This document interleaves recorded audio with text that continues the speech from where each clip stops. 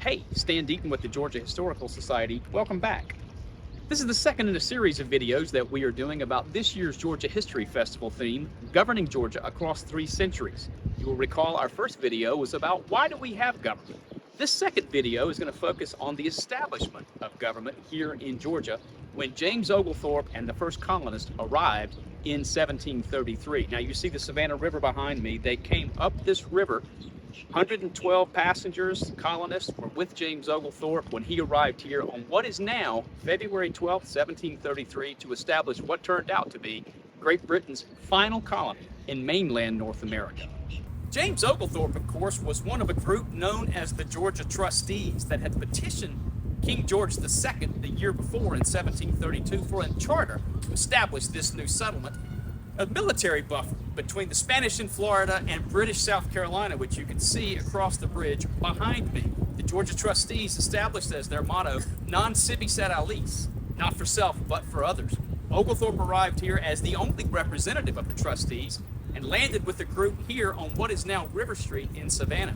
He first arrived here with a group of Carolina Rangers. They scouted out the location. He then came back with the colonists, and they landed here on what is now River Street and then went up the bluff to modern-day Bay Street and established the settlement of Savannah.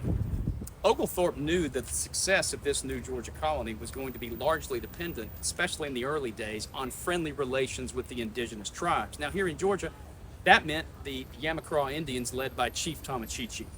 They had been here for several decades already. They relocated here in part because Tomochichi's ancestors, who had been part of the Yamasee and the Creeks, were buried here on the bluff above the Savannah River. Now, in the early years, Oglethorpe, without any authority to do so, acted almost as de facto mayor of the settlement of Savannah and governor of the colony of Georgia. He did not actually hold those offices. The trustees governed the colony from London. He was their representative here. And for the 10 years that he was here in Georgia, he acted as almost virtual dictator. Now, there was a group known as the Malcontents that rose up and pushed back against some of the restrictions that the trustees had placed upon the colony, like no large land holdings and no enslaved people. Malcontents could see the success of the South Carolinians with the large rice and indigo plantations and the enslaved population, and they demanded and petitioned the trustees for both of those things here. It caused quite a bit of contention in the government of Georgia in the early years. Now, as I mentioned, from the earliest years, there were restrictions on not only what the colonists could have themselves, no large land holdings, there couldn't be enslaved people here, supposedly, of course, no alcohol, and the joke has always been no lawyers.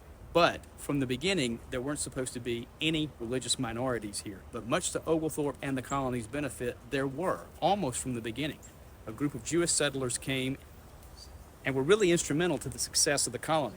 Now, the building you see behind me over my right shoulder is Congregation Mikveh Israel, one of the oldest congregations in North America. This building dates from 1878, but the Jewish people here in Savannah go back to its earliest years, and the religious pluralism that existed in early colonial Georgia was one of the strengths of the colonies.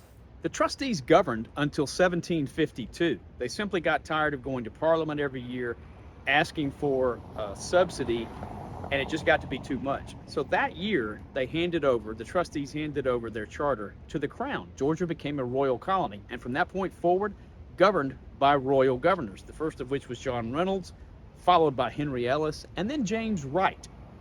James Wright governed from 1760 till 1782, and I'm standing right here in what was then St. James Square, it's now Telfair Square, with the Telfair Mansion behind me because this was the site of the royal governor's residence in the colonial period. In 1751, the first colonial assembly was held. It was the first time that Georgians voted and took part in representative government. Now, James Wright governed, as I mentioned, for 22 years, including the period leading up to the American Revolution. He was governing in 1765 during the Stamp Act crisis and all the other crises that followed that finally led to Georgia becoming part of an independent United States of America. James Wright led the evacuation of the British in 1782, and that was the end of Georgia's part in the British Empire. From that point on, Georgia was governed and was part of the United States.